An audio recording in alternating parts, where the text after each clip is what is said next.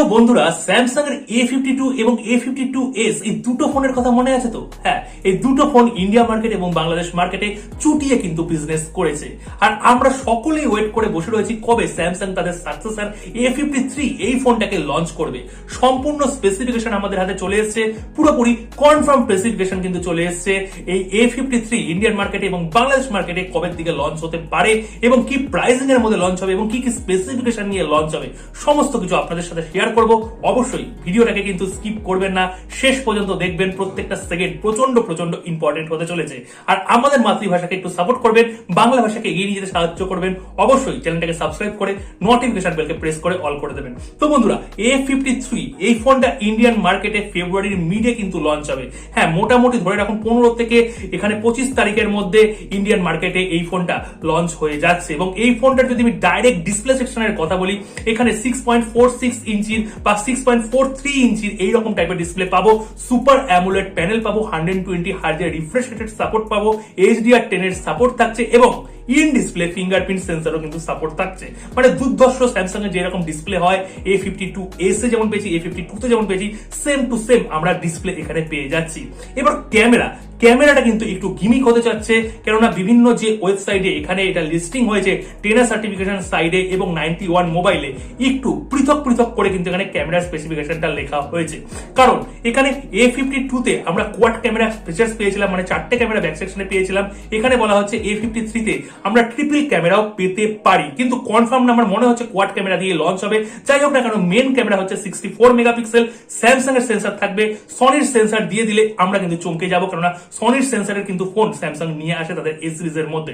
এছাড়াও 12 মেগাপিক্সেলের ultra wide থাকবে এবং 5 মেগাপিক্সেলের ম্যাক্রো এবং 5 মেগাপিক্সেলের ডেপথ থাকতে পারে, অথবা এখানে একটা ডেপথ ক্যামেরাটা, বিশেষ করে ডেপথ ক্যামেরাটা নাও দিতে পারে। ফ্রন্টে এখানে ধরা হচ্ছে কিছু কিছু ওয়েবসাইটে ডুয়েল সেলফি ক্যামেরা আসবে।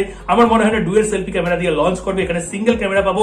এখানে 16 এমপি বা 32 মেগাপিক্সেলের আমরা ফ্রন্টে পাঞ্চ হোল, সেন্টার পাঞ্চ হোলে আমরা এখানে পেয়ে যাব সেলফি ক্যামেরাটা। অবশ্যই প্রসেসর সেকশন, হ্যাঁ, এই প্রসেসর সেকশনে কিন্তু স্যামসাং সবচেয়ে বড় বাজিমাত করছে, বা এই প্রসেসর সেকশনের জন্য হয়তো এই ফোনটা নাও বিক্রি হতে পারে। এখানে তারা এক্সিনোস এর নতুন প্রসেসর 1200, হ্যাঁ, মিডিয়াটেকের ডায়মেনসিটির 1200 বলছি না, এক্সিনোস এর 1200 প্রসেসরটা দিচ্ছে। এটা একটা অক্টাকোর প্রসেসর, 6 nm এ গঠিত একটা প্রসেসর, মানে 6 ন্যানোমিটারে গঠিত প্রসেসর, এবং দুটো এখানে কোর 2.4 গিগাহার্জ ক্লক করা রয়েছে, এটা কিনা পারফরমেন্স কোর।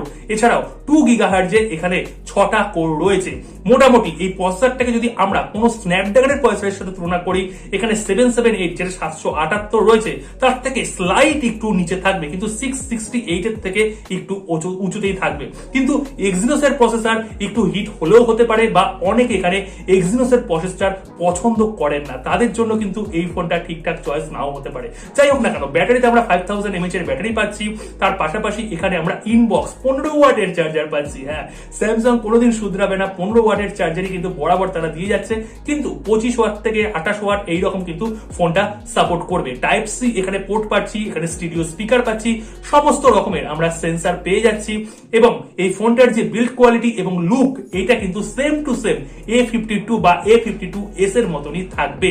যদি ফোনটার বিল্ড কোয়ালিটি এবং লুকিং এর কথা বলি, তাহলে আপনারা বুঝে গেছেন এতক্ষণে যে A52 এবং A52s যে ফোনটা এসেছিল, এই দুটো ফোনের মতনই কিন্তু সেম টু সেম লুকিং থাকবে A53 তেও। মানে এখানে ডিজাইনে অন্তত একটু চেঞ্জ করা উচিত ছিল, কেননা রেডমির মতন কোম্পানি, রিয়েলমির মতন কোম্পানি আপকামিং তাদের যে নোট 11 সিরিজের ফোন আসছে বা 9 সিরিজের যে ফোন নিয়ে আসছে রিয়েলমি, তাদের মধ্যে কিন্তু ডিজাইন অনেকটাই চেঞ্জ তারা করেছে।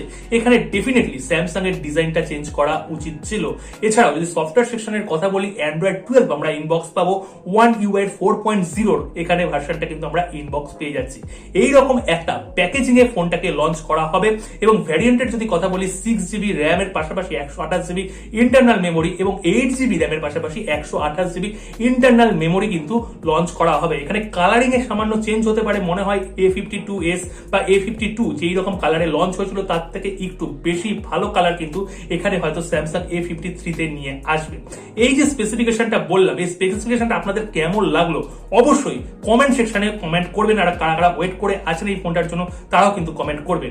এবার ইন্ডিয়ান মার্কেটে আমি অলরেডি বলে দিয়েছি যে ফেব্রুয়ারির মিডের দিকে লঞ্চ হবে।